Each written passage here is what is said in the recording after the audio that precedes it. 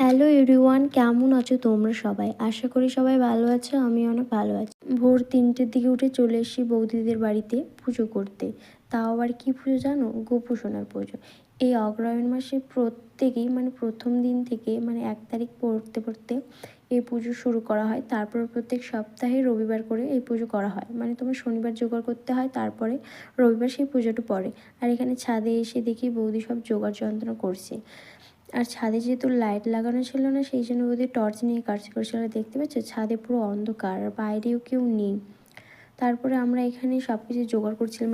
এই যে জোগাড়টা করছি, প্রত্যেকটাই 7টা করে জিনিস লাগে। যেমন ধান, তো ধানের শীষ, কাঁঠাল পাত, তো দুব্বো, আংটি, সিঁদুর সব কিছু 7টা করে লাগে।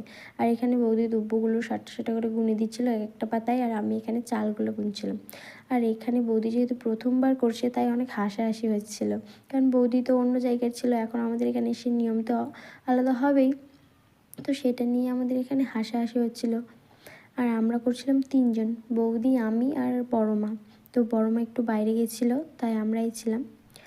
তো এখন আমাদের সব জোগাড় যন্ত্রণা হয়ে গেছে। এখন বৌদি একটা খুঁজছিল, ও প্রদীপের সলতা, তাও পেয়ে গেছে, প্রদীপ জ্বালাচ্ছে এখন। তারপরে বড় মা এসেছিল, প্রদীপ জ্বালানো হয়ে গেছে, আমাদের পুজো করছে এখন বৌদি।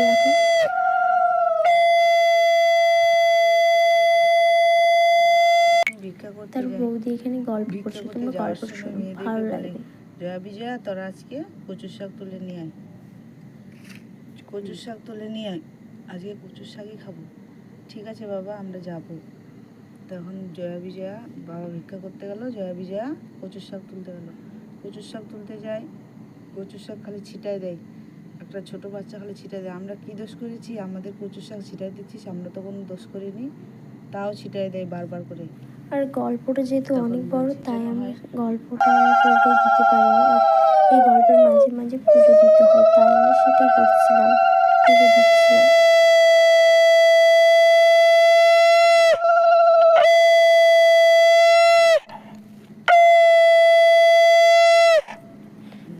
বিয়ে করে নিয়ে তো বড়টা চলে গেল রাজার বাড়ি, ছোটটা চলে গেল দেওয়ানের বাড়ি। পুজো করে আবারও বৌদি গল্প শুরু করেছিল। আমাদের শনিবার, তারপরে তো আমাদের গল্প শেষ। এখানে বড় মা দেখো পুজো দিচ্ছিল শেষে যেহেতু।